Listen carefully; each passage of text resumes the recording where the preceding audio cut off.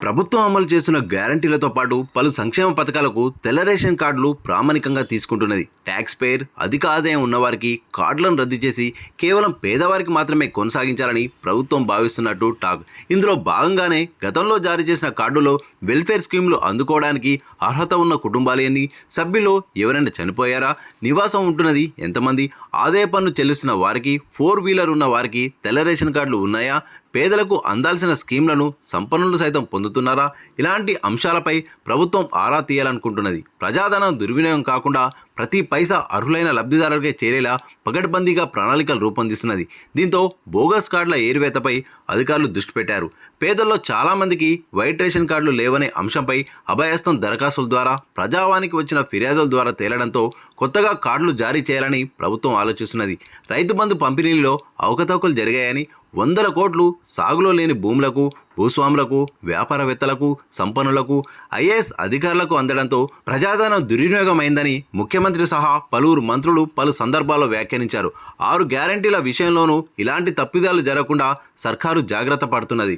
ఒకవైపు bogus ration కార్డులను ఏరివేయడంతో పాటు అనర్హులకు జారీ చేసిన కార్డులను గుర్తించడంపై ప్రభుత్వం దృష్టి పెట్టింది. ఇప్పటికే ఆధార్ కార్డుతో సీడింగ్ అయిన వివరాల ఆధారంగా వీటిని అధికారులు ఫిల్టర్ చేయనున్నారు. ఆధార్ కార్డుతో పాన్ కార్డు అనుసంధానం అయినందున పన్ను చెల్లింపుదారులను గుర్తించే వీలున్నది. మరోవైపు 4 వీలర్ రిజిస్ట్రేషన్కు సైతం ఆధార్ కార్డును వినియోగిస్తున్నందున ఆయా వాహన యాజమానులు సైతం గుర్తించేందుకు అధికారులకు వెసులుబాటు లభిస్తున్నది. కార్ల విషయంలో ట్యాక్సులు కాకుండా సొంత వాహనం ఉన్నవారికి నిబంధనలు వర్తింపజేసేందుకు సర్కారు ఆలోచిస్తున్నది. ఇక జీఎస్టీ నెంబర్తో వ్యాపారవేత్తలను, ఆధార్, పట్టా పాస్ పుస్తకాల ఆధారంగా ఎక్కువ భూమి ఉన్న భూస్వాములను సైతం అధికారులు గుర్తించనున్నారు. ఇందుకోసం వ్యవసాయ, రెవెన్యూ, సివిల్ సప్లైస్ శాఖల సమన్వయంతో నిర్దిష్ట యాక్షన్ ప్లాన్ తయారైంది. ఇక మృతుల వివరాలను రేషన్ కార్డులో ఎప్పటికప్పుడు అప్డేట్ చేయని కారణంగా బియ్యం పక్కదారి పడుతున్నట్టు ఆరోపణలున్నాయి. ఉమ్మడి కరీంనగర్ జిల్లాలో ఇటీవల జరిపిన అధ్యయనంలో 4364 మంది మృతి చెందిన వారు, నివాసం లేని వారితో పాటు ప్రభుత్వ రంగ సంస్థలో పనిచేస్తున్న వారికి సైతం తెల్ల రేషన్ కార్డులు ఉన్నట్టు తేలింది. ఈ కారణంగా దాదాపు 25,000 టన్నుల బియ్యం పక్కదారి పట్టింది.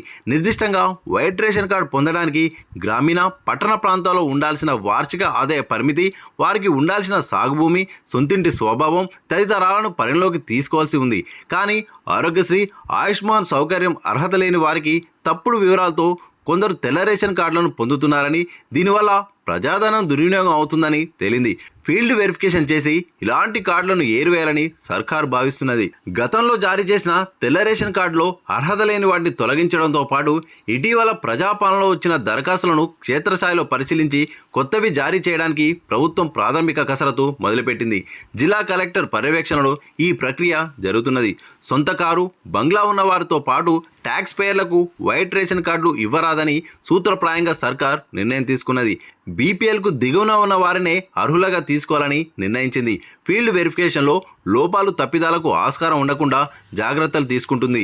నిర్దిష్టంగా ఒక ఇంటిని విజిట్ చేసినప్పుడు ఆ ధృవీకరణ సర్టిఫికేట్లో తేదీ, సమయం, సేకరించిన వివరాలు పొందుపరచడం తప్పనిసరి. రేషన్ కార్డులో సదరు వ్యక్తులు అర్హులా కాదా అనేది క్షేత్రస్థాయి స్టడీలో ప్రభుత్వ సిబ్బంది నిర్ణయిస్తారు. తప్పుడు సమాచారం ఉన్నట్టు తేలితే కార్డు మంజూరు చేయరు. 6 గ్యారంటీల్లోని మహాలక్ష్మి, గృహలక్ష్మి, రైతు భరోసా, చేయుత, ఇందిరమ్మ ఇల్లు తదితర పథకాల ద్వారా లబ్ధి చేకూర్చే ముందు బోగస్ కార్డుల ప్రక్షాళన ప్రభుత్వానికి అనివార్యమవుతున్నది.